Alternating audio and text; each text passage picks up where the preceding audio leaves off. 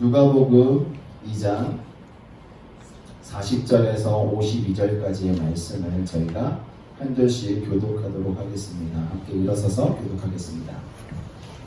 아기가 자라며 강하여지고 지혜가 충만하며 하나님의 은혜가 그의 위에 있더라.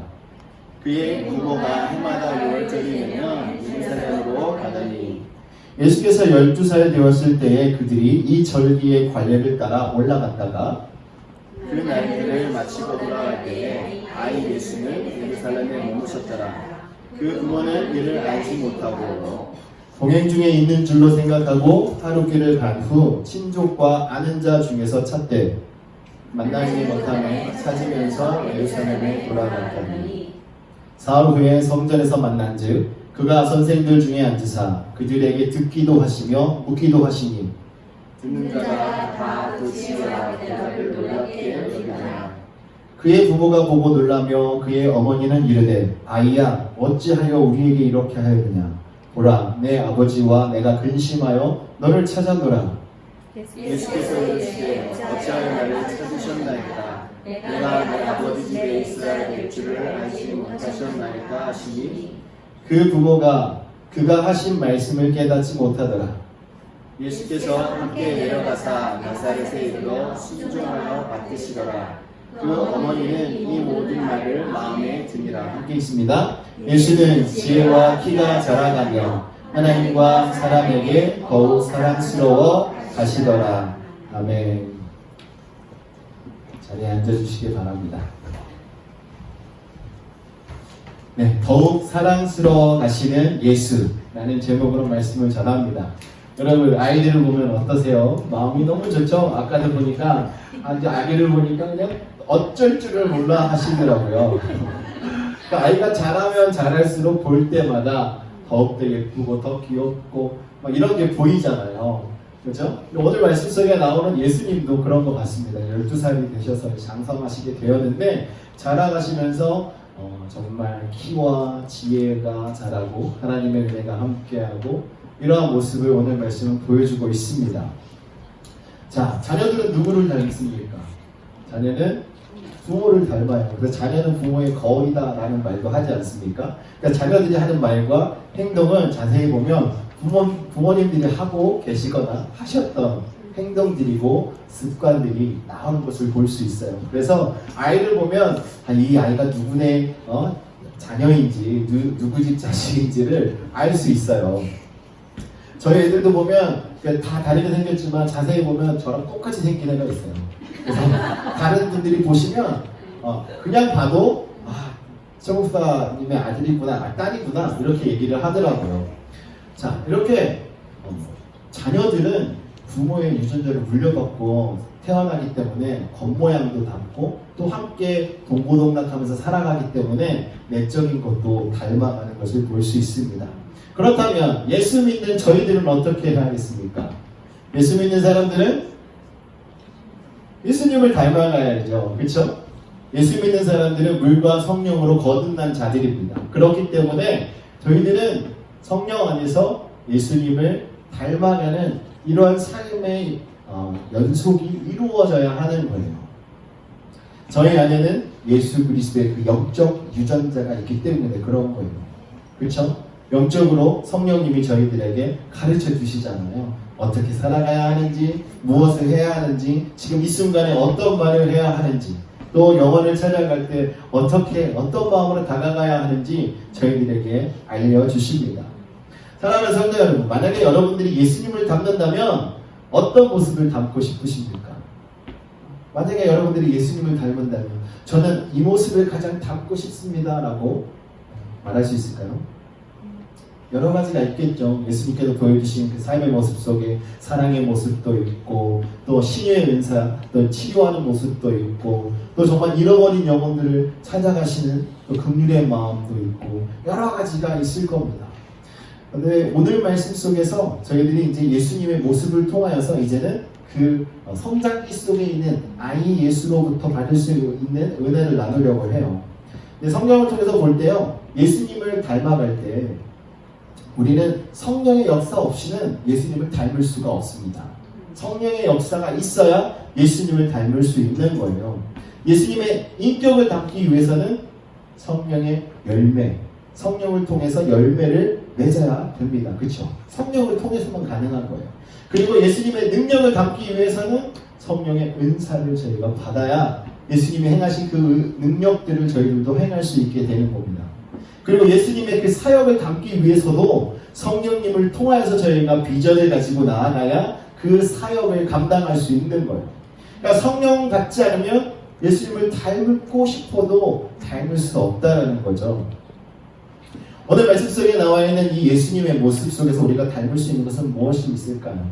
이 말씀 속에서는요, 지금 말씀드린 성령을 통해서 우리가 예수님을 닮아갈 수 있는데, 자, 여기서는 예수님의 그 성장의 모습을 통해서 육신적으로, 또 정신적으로, 또 영적으로 무엇을 닮아야 하는가, 또 무엇을 닮을 수 있는가를 저희들에게 보여주고 있습니다.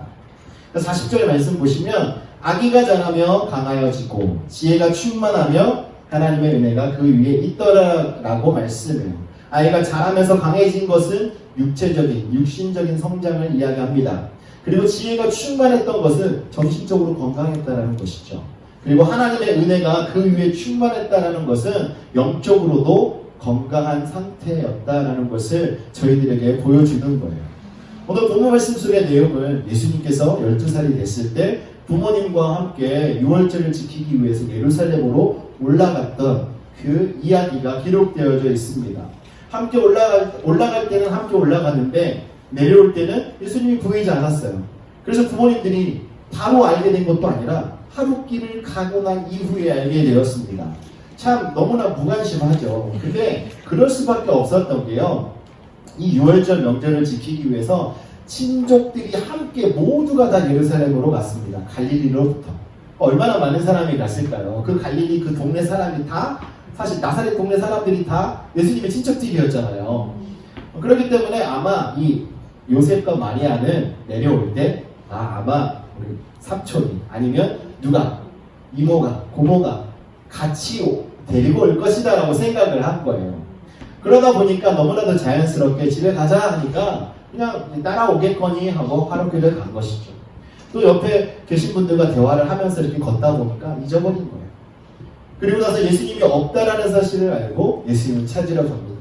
그래서 예루살렘으로 가서 예수님을 찾았는데 예수님이 어디 있어요? 길을 잃고 막 헤매고 엄마가 어디 갔지 아빠가 어디 갔지 한 것이 아니라 성전에 앉아서 성전에 있는 성경학자들과 율법사들과 말씀을 논하고 있었습니다. 율법을 논하고 있었어요. 참 어린 소년이 앉아서 성경학자들과 대담을 가졌다라는 것은 대단한 일이죠. 질문도 하고 답도 하는데 예수님께서 하신 질문과 답이 이 율법사들이 보았을 때는 정말 탁월한 대답과 탁월한 질문들이었던 거예요.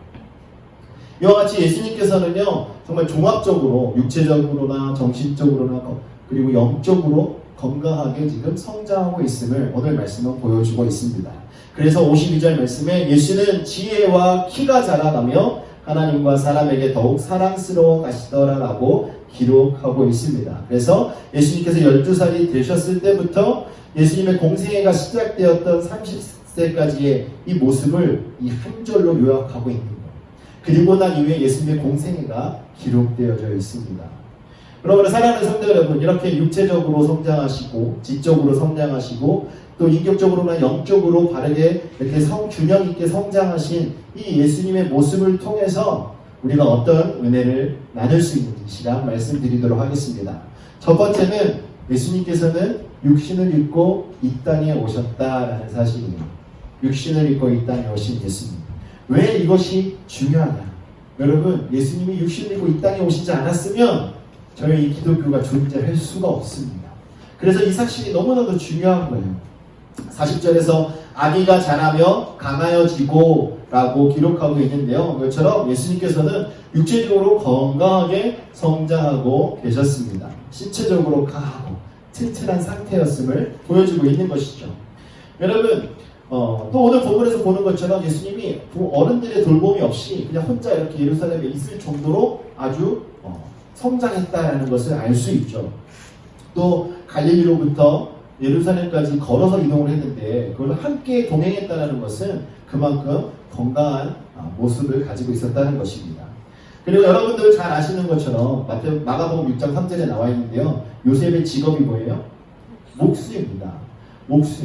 그 당시에 아버지 직업은 곧 아들의 직업이에요. 자녀의 직업입니다. 아마 아버지의 일하시는 것을 예수님께서 옆에서 도우셨을 거예요. 근데 이 목수라는 일이 정말 너무 편안하고 힘을 하나도 쓰지 않는 이런 일입니까?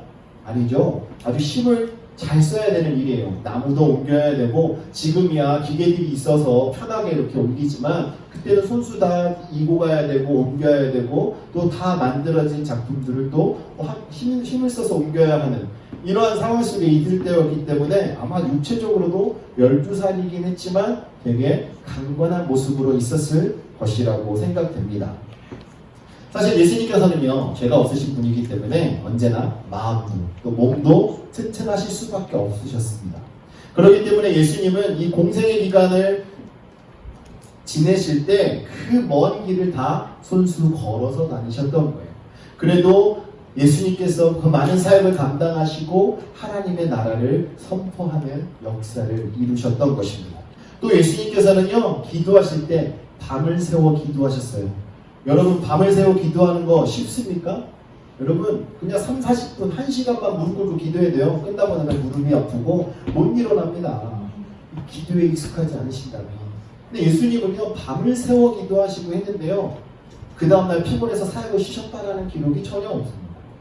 그렇죠? 예수님께서는 기도를 그렇게 하시면서도 많은 사역을 감당하시고 사람을 만나시고 하나님의 그 비전을 이루는 일에 힘을 쓰셨어요. 그만큼 건강한 상태였다는 것을 우리가 알 수 있는 것이죠.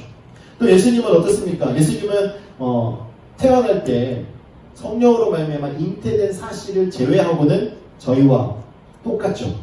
저희와 다른 것이 없습니다. 예수님이기 때문에 그냥 한 달 만에 태어나거나 아니면 예수님이기 때문에 태어나자마자 장성한 몸이 되었다거나 이런 일이 없습니다. 예수님도 똑같이 엄마 뱃속에 10개월 있었고 그리고 나서 태어났고 어린 시절부터 부모님의 사랑을 받으면서 또 친족들의 귀여움을 받으면서 자라나셨습니다. 저희들과 똑같은 성장 과정을 거치시면서 성인이 되었어요. 아마 51절 내용을 통해서 우리가 볼 때 이 어린 예수님의 이 모습은 엄마 마리아가 증언을 해줘서 기록을 할 수 있지 않았나 라는 생각을 합니다. 예수님이 하셨던 말씀을 생각하고 있었다라고 이야기하잖아요. 마음에 두었다라고 이야기하잖아요. 이와 같이 예수님은요 저희들과 똑같은 성장 과정을 거치면서 자라나셨어요. 근데 이 사실이 의미하고 있는 것이 무엇이겠습니까? 이 사실이 의미하고 있는 것은요 예수님께서 완전한 인간의 몸을 가지신 분이라는 거예요. 저희와 다른 초인적인 몸을 갖고 계신 것이 아니라 똑같은 저희와 같은 인간이라는 것입니다. 다만 성령으로 잉태되어서 태어나셨고 죄가 없으시다는 것만 빼고는요 저희와 똑같이 육신을 입고 자라나신 분이에요. 또 완전하신 사람, 유일하신 완전한 사람이 바로 예수님이시잖아요. 그래서 요한일서 1장 1절에서 4절까지 말씀을 보니까 거룩한 하나님이 인간들과 대화하고 교제할 수 있게 된 것이 바로 예수 그리스도를 통해서입니다. 예수님께서 죄 없으신 분이시기 때문에 그래요. 또 로마서 8장 3절과 4절에서 이야기하는 것처럼 인간을 대표해서 죄 없고 흠없는 대속 제물이 되실 수 있는 유일한 분이 예수 그리스도라는 것입니다. 히브리서 4장 15절 말씀 함께 볼게요. 그 말씀 보시면 우리에게 있는 대제사장은 우리의 연약함을 동정하지 못하실 이가 아니요 모든 일에 우리와 똑같이 시험을 받으신 이로되 죄는 없으시니라. 여기서 말하는 대제사장은 예수님을 의미하는데요. 예수님께서는 우리와 똑같이 시험을 받으셨다. 이 말은 똑같은 인간이었다라는 거예요. 다만 죄는 없으셨다. 예수님께서 성장 과정을 거치시면서 우리가 받은 시험을 똑같이 다 받으셨습니다. 그렇기 때문에 여러분들이 어떤 시험을 받아도 힘들고 어려운 상황 속에 있어도 낙심하거나 불평불만하지 마십시오. 예수님도 똑같이 당하셨어요. 그렇기 때문에 저희들이 하나님 앞에 그 모든 것을 내려놓고 기도와 간구로 나아가면 예수님께서 사역을 앞두시고 사역을 마치시고 하나님께 기도와 간구로 나아가셨던 것처럼 저희들도 주님 앞에 무릎 꿇고 나아가면 저희들의 모든 것이 해결될 줄 믿습니다. 고린도후서 5장 21절 말씀 보시면 하나님이 죄를 알지도 못하신 이를 우리를 대신하여 죄로 삼으신 것은 우리로 하여금 그 안에서 하나님의 의가 되게 하려 하심이라 라고 말씀합니다. 이렇게 죄를 알지 못하시는 예수님을 우리를 대신해서 죄로 삼으신 이유, 그러니까 제물로 삼으신 이유는 바로 저희들을 하나님의 의가 되게 하시기 위해서라는 겁니다. 다시 말씀드리면 저희들에게 구원의 은혜를 베풀어 주시기 위해서 화목제물로, 대속제물로 예수님을 사용하신 거예요.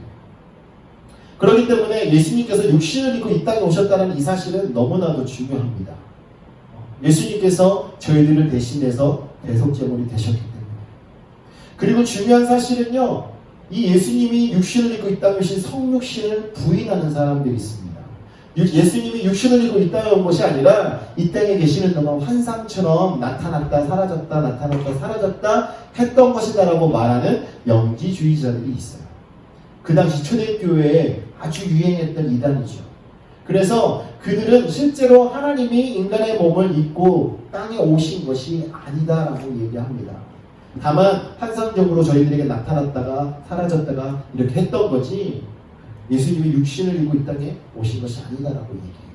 그렇기 때문에 오늘 본문 말씀 속에서 예수님이 이렇게 건강하게 자라고 계셨다라는 신체적인 성장이 있었다라는 사실을 기록한 이 내용이 너무나도 중요한 사실이라는 거예요. 성육신의 근거가 됩니다. 사랑하는 성도 여러분, 예수님께서는요 이처럼 하늘의 모든 영광을 버리고 육신을 입고 이 땅에 오신 분입니다. 그렇기 때문에 우리는요 그 예수님을 통해서 하나님과 교제할 수 있는 은혜를 입었기 때문에 예수님께 늘 감사와 찬양과 영광을 올려드리며 살아가야 하는 줄 믿으시기 바랍니다. 또한 여러분들 힘들고 어려운 일을 당하시고 계십니까? 예수님도 똑같이 이 땅 가운데서 시험을 당하시고 어려움을 당하셨다는 그 사실을 여러분 생각하셔서요 결코 여러분 난망하거나 또 실망하지 마십시오. 여러분들이 주님께 더욱더 가까이 나아가시면 예수님 보좌 앞에 나아가서 여러분들이 기도와 간구로 나아가시면 반드시 하나님께서 여러분들을 붙드시고 인도해 주실 거예요. 이미 예수님을 통해서 하나님께서는 여러분들을 하나님의 의로 삼으셨습니다. 믿으시기 바랍니다. 아멘. 두 번째는요, 지혜가 충만한 예수님을 오늘 말씀 속에서 볼 수 있습니다. 여러분, 사람들이 전부 다 지혜 갖기를 원하는, 그렇죠? 남들보다 뛰어나게 살아가기 위해서 명석한 두뇌를 갖기를 원하는데요. 오늘 말씀 속에 나와 있는 예수님께서 지혜가 아주 충만하신 분이었습니다. 41절에서 51절까지 그 내용 속에 예수님의 지혜가 충만함을 우리는 이미 보았습니다. 아까 말씀드렸죠? 12살밖에 되지 않았는데 예루살렘 성전에서 율법을 평생 연구했던 학자들과 대화를 하는데 전혀 주눅들림이 없고요. 질문을 아주 가감없이 하고 대답도 그들이 기이하게 여길 만큼 대답할 수 있는 이런 지혜를 가지고 계셨습니다. 자, 46절에 사흘 후에 성전에서 만난즉 그가 선생들 중에 앉으사 그들에게 듣기도 하시며 묻기도 하시니. 여러분, 아이가 와서 듣고 있다 그러면 선생님들 입장에 이 좀 학자들 입장에서는 어떻겠습니까? 소위 얘기하면 애들은 가라고 말할 수 있지 않을까요? 그렇죠? 어른들은 이렇게 대화하는데 아이가 왜 와 있어? 라고 이야기할 수 있을 것입니다. 그런데요, 예수님께서 그 자리에 앉아서 듣기도 했고 그리고 가라고 분명히 했을 건데 그 순간에 아마 질문하신 것 같아요. 그 질문을 듣고 이 사람들이 놀랐습니다. 47절에 듣는 자가 다 그 지혜와 대답을 놀랍게 여기다. 와, 정말 예수님의 지혜가 얼마나 충만했길래 그래서 듣는 자들이 다 기이하고 놀랍게 여겼을까요? 정말 이 사실로 미루어 보았을 때 예수님께서는 이미 12살이었지만 그때 하나님에 대한 지혜와 지식이 충만하게 있으셨던 것 같아요.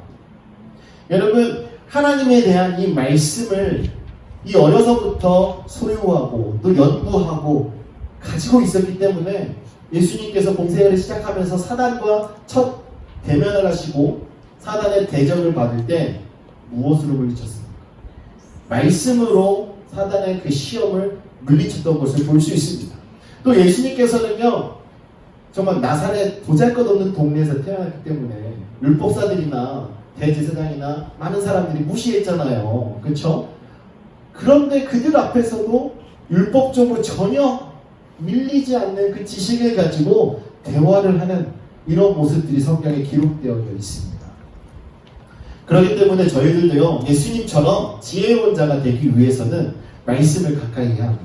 하나님의 말씀을 가까이 하고 하나님을 아는 지혜가 충만할 때 우리가 이 세상을 살아가면서 그 누구와 대화를 하더라도 오늘 율법사들이 예수님을 향해서 했던 이 말들을 들을 수 있게 되는 거예요. 그 지혜와 대답을 놀랍게 여기다. 여러분, 우리가 말씀이 없을 때 우리는 실족하게 되고 연약함으로 인해서 주눅들게 되는 거예요. 하지만 하나님의 말씀이 있으면 항상 담대합니다. 여러분, 말씀을 선포해 보십시오. 담대함이 저절로 나옵니다.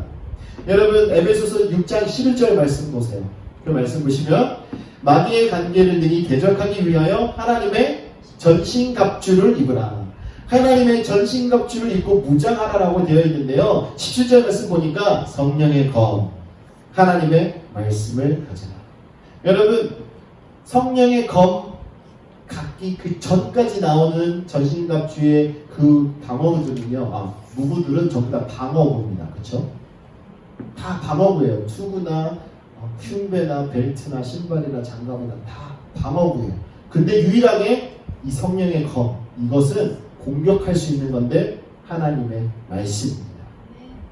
여러분들이 하나님의 말씀으로 무장되어 있을 때 여러분들이 마귀를 대적해서 승리할 수 있는 거예요. 하나님의 말씀이 있어야 여러분들이 그 말씀이 여러분 속에서 역사하는 것입니다. 그 말씀이 여러분의 지혜가 되는 거예요.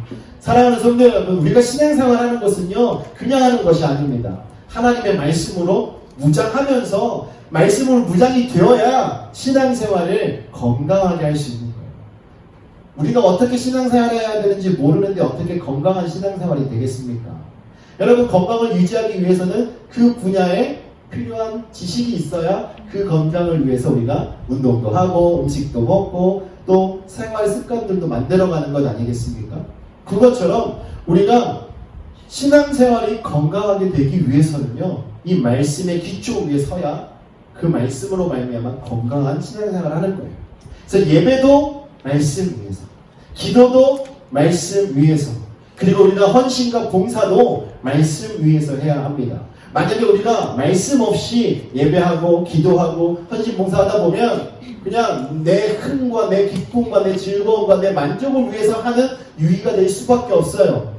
하지만 말씀이 기초가 되고 말씀이 중심이 되면 하나님께서 저희들에게 원하시는 것을 깨달으면서 하나님의 인도하심을 깨달으면서 그렇게 예배하고 그렇게 기도하고 그렇게 헌신과 사명을 감당하는 성도가 되는 것입니다. 또한 49절 말씀을 보시면요, 예수님께서는 그 아버지가 하나님이라는 사실을 알고 계셨습니다. 자신의 아버지가 하나님을 알고 계셨어요. 그래서 자신이 아버지의 집, 그 성전에 머물러야 한다는 사실을 말하고 있습니다. 이러한 지혜가 바로 경건의 본질이고 잠언에서 지속적으로 언급하고 있는 지혜입니다. 그러니까 우리가 가지고 있는 지혜는요, 하나님께서 주시는 지혜는 바로 하나님을 아는 지식이에요. 하나님을 아는 지혜. 여러분, 우리가 하나님을 알아야 신앙생활을 바르게 할 수 있는 겁니다. 하나님을 알지 못하는데 어떻게 우리가 예배하고, 하나님을 알지 못하는데 어떻게 누구를 찬양하겠습니까?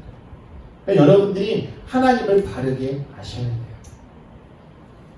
여러분, 요셉과 마리아가 예수를 성전에서 만나고 뭐라고 합니까? 탓을 하잖아요. 왜 네가 여기 있느냐? 왜 안 따라왔느냐? 49절에서 예수님께서 어찌하여 나를 찾으셨나이까? 내가 내 아버지 집에 있어야 될 줄 알지 못하셨나이까? 라고 반문하고 있습니다. 이 단문 속에서는요, 우리가 예수님이 이미 자신이 누구인가를 알고 있고 또 하나님이 누구인가를 알고 있고 또한 자신의 사명이 무엇인가 알고 있는 모습을 발견할 수 있습니다. 자신이 이 성전 안에 있어야 하는 것, 아버지 집에 있어야 되는 줄 알지 못합니까? 내가 해야 할 일이 여기 있는 것인 것을 알지 못하십니까? 라고 말하고 있는 거예요. 예수님께서는 자신의 정체성에 대해서 이렇게 확실하게 알고 계셨습니다. 이것이 바로 지혜였어요. 저희들도 지혜가 있어야 저희의 사명을 알 수 있습니다. 저희들도 지혜가 있어야 저희의 성도로서의 그 정체성을 바르게 알 수 있는 거예요. 하나님께서 저희들을 창조하시고 저희들의 본분을 무엇으로 삼으셨습니까? 저희들의 본분은 하나님을 영화롭게 하는 거예요. 하나님을 영화롭게 하는 것이 저희들의 본분입니다. 그래서 이것을 깨닫는 자만 하나님을 기쁘시게 할 수 있는 거예요. 그것이 바로 하나님의 지혜입니다.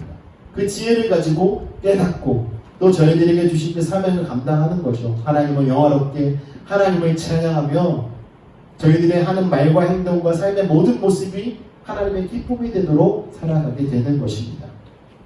여기 내 아버지 집에라고 번역된 이 헬라어의 원뜻은요, 내 아버지의 일입니다. 내 아버지의 일.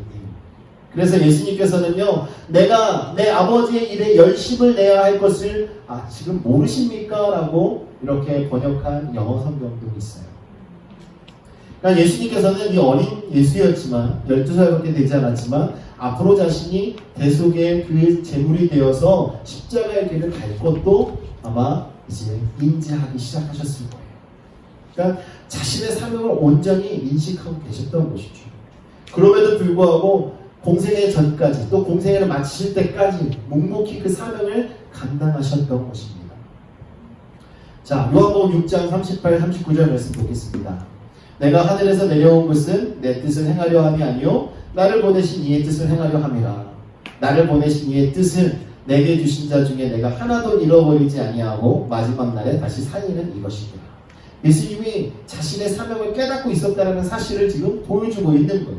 하나님 아버지의 그 뜻은 바로 이 모든 영혼들이 하나도 잃어버리지 않아요. 주님 오시는 그날에 다시 살림받는 거. 그 말은 뭡니까? 다시 부활하는 거잖아요. 여러분, 예수님께서는 이렇게 하나님의 뜻을 분명하게 알고 계셨습니다. 마태복음 20장 28절 말씀도요. 인자가 온 것은 섬김을 받으려 함이 아니라 무엇이라고 말씀합니까? 섬기려 하고 자기 목숨을 많은 사람의 대속물로 주려 합니다. 자신의 사명을 바르게 알고 계신 거예요. 만약에 사명을 바르게 알지 못하면요, 사람들이 조금만 높였을 때 그래? 그럼 좀 이걸 좀 더 누려볼까? 이러지 않았을까요? 저희들은 그러잖아요. 저희들은 저희들의 사명을 알고 갈 때는 잘 가다가 그것을 잊어버리게 되면, 망각하게 되면 그때부터 문제가 일어나지 않습니까? 근데 예수님은요, 결코 그 사명을 잊어버리지 않으셨습니다. 이것이 지혜예요. 어떤 고난과 역경이 주변에서 일어난다 할지라도 저희들에게 주신 그 사명을 바르게 알고 간다면 그것이 하나님의 지혜입니다. 여러분들에게 하나님께서 분명히 저마다 다른 사명들을 주셨어요. 나와 똑같은 사명을 가지고 일하는 분도 분명히 계실 겁니다. 하지만 전부 다 똑같지 않아요. 그래서 우리가 사명을 감당할 때 우리가 바르게 아셔야 할 것은요, 나는 이것을 하는데 왜 저 사람은 안 하지? 라는 생각을 내려놓으셔야 돼요. 성령의 은사도 마찬가지입니다. 나는 성령의 은사, 이런 은사를 받아서 이렇게 헌신하고 봉사하고 예배하는데 저 사람은 왜 그걸 못하지? 라고 생각하시면 안 돼요. 하나님께서는 저마다 다른 사명을 주셨습니다. 다만 우리는 그 사명을 빨리 깨달아야 돼요. 빨리 깨달아서 그 자리에서 최선을 다하여 하나님께 영광 돌리면서 주의를 감당하는 성도가 되셔야 합니다. 오늘 말씀 속에 나와 있는 예수님께서 아버지를 알고 또 자신이 무엇을 감당해야 하는지를 알고 계셨던 것처럼 이러한 지혜를 저희들이 가지고 충만하게 살아갈 때 하나님의 영광을 드러내게 될 줄 믿습니다. 마지막으로 세 번째는요, 하나님의 은혜가 충만한 예수님이 오늘 말씀 속에 나와 있어요. 예수님께 하나님의 은혜가 충만했다라고 본문은 이야기합니다. 40절에 보면 하나님의 은혜가 그의 위에 있더라. 그러니까 하나님의 은혜가 예수님 위에 있다라는 사실은요, 영적으로 성장하고 있음을 보여주고 있는 거예요. 여기서 있더라라는 말은요, 이 헬라어 원어의 단어를 보면 미완료형이에요. 이 말은 있더라라고 우리는 있더라 그러면 어떻게 보면 끝난 것 같잖아요. 근데 끝난 것이 아니라 계속 이어지고 있는 거예요. 그러니까 하나님의 은혜가 지속되고 있다라는 사실입니다. 은혜가 한 번 탁 임하고 끝난 것이 아니에요. 하나님의 은혜가 지속되고 있습니다. 그러니까 하나님께서는 예수님께 하나님의 은혜와 하나님의 그 호의를 지속적으로 부어주고 계신 거예요. 이 땅에 오셨을 때부터, 성령으로 잉태됐을 때부터 지금 12살이 된 이때까지, 또 앞으로 사역을 감당하고 공생의 그 삶을 살아가는 모든 순간 하나님은 예수님께 그 은혜를 계속 부어주고 계신 그 사실을 말하고 있는 것입니다. 여기서 말하는 은혜는요, 저희들 같은 죄인을 구원하여 주신 그 하나님의 은혜를 말하는 것이 아닙니다. 이것은 차원이 다른 은혜예요. 지금 여기서 말하고 있는 이 은혜는 하나님께서 어떤 부족함이나 불충분함이 없이 지속적으로 예수님 위에 임하고 계시다라는 사실을 말하고 있는 것입니다. 그래서 예수님은 더욱 완전하신 분이에요. 요한복음 1장 14절 말씀 보시면 말씀이 육신이 되어 우리 가운데 거하심에 우리가 그의 영광을 보니 아버지의 독생자의 영광이요 은혜와 진리가 충만하더라. 우리 가운데 오신 성육신하신 그 예수 그리스도는요, 아버지의 영광, 아버지의 은혜가 충만한 분이다라고 저희들에게 증언하고 있습니다. 여기서 말하는 은혜, 다시 한번 생각해보면요, 이 은혜는요, 값을 매길 수 없을 만큼 분에 넘치는 귀한 것이라는 뜻을 가지고 있어요. 또 아름답다라는 뜻도 가지고 있습니다. 그리고 자격 없는 자에게 베풀어지는 자비와 도움을 말하고 있고요. 이 모든 것을 다른 목적이나 사심 없이 단지 하나님의 진심 어린 그 사랑의 행위를 말하고 있는 거예요. 그러니까 하나님께서는 어떤 대가를 요구하는 것이 아니라 정말 사랑함으로 예수 그리스도를 저희들에게 주셨고, 하나님께서 그 사랑으로 예수님 위에 항상 함께 하셨고, 저희들에게도 동일하게 그 사랑이 충만하도록 하셨다는 것을 이 요한은 기록해 놓고 있는 거예요. 예수님은 이렇게 하나님의 은혜가 충만한 분입니다. 예수님은 그렇기 때문에 우리가 받기에 너무나 귀중한 것, 저희가 받기에 너무나 분에 넘치는 것을 가지고 계신 분이에요. 우리의 인생을 책임질 수 있는 능력이 예수님께는 있는 것입니다. 예수님에게 하나님의 이 아름다움이 있으셨습니다. 예수님을 볼 때 우리는 하나님의 영광이 있는 사람의 모습, 또 하나님의 임재한 자의 삶이 아름다운 그 경험을 우리가 하게 되는 거예요. 그러니까 예수님께서 저희의 삶의 모범이 되고, 또 예수님을 우리가 닮아가겠다라고 선포할 수 있는 그 이유가 여기 있는 것입니다. 하나님께서는요, 그 은혜를 어떻게 또 표현해 주시냐면, 누가복음 3장 22절 말씀에 예수님이 세례를 받으실 때 하늘로부터 소리가 나기를 너는 내 사랑하는 아들이라 내가 너를 기뻐하노라 하시니라 라고 음성으로 나타나셨어요. 이와 같이 하나님께서는요, 예수 그리스도를 완전하게 살피고 계시고 지키고 계시고 돕고 계시고 은혜를 베풀어주고 계셨던 거예요. 매 순간순간마다 하나님이 예수님 위에 늘 함께 하셨습니다. 그래서 누가복음 4장 22절에 기록된 말씀처럼 예수님의 입에서 나오는 말씀들도 다 늘 은혜로울 수밖에 없는 거예요. 그래서 예수님의 삶 자체가 은혜로울 수밖에 없는 거예요. 하나님의 은혜가 예수님 위에 항상 함께 했기 때문에 그렇습니다. 사랑하는 성도 여러분, 이러한 삶이 여러분 이렇게 선망이 되지 않습니까? 저희를 위해 하나님의 은혜가 함께 한다면, 우리의 삶 속에 하나님의 은혜가 함께 한다면 예수님에게 충만하셨던 하나님의 이 은혜가 저희들에게 분명하게 충만할 줄 믿습니다. 요한복음 1장 16절 말씀에 우리가 다 그의 충만한 데서 받으니 은혜 위에 은혜로. 예수님께서 하나님의 은혜로 충만하시니까 그 은혜를 우리가 덩달아 받게 되잖아요. 은혜 위에 은혜로. 정말 예수님 한 분만으로도 저희는 너무나 감사하지 않습니다.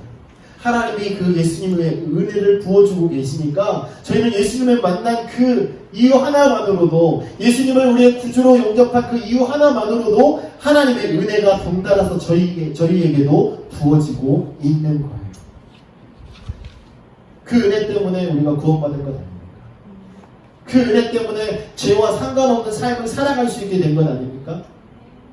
예수 그리스도의 삶을 따라가는 성화의 삶을 저희들이 걸어갈 수 있게 된 것, 이것이 바로 하나님의 은혜입니다.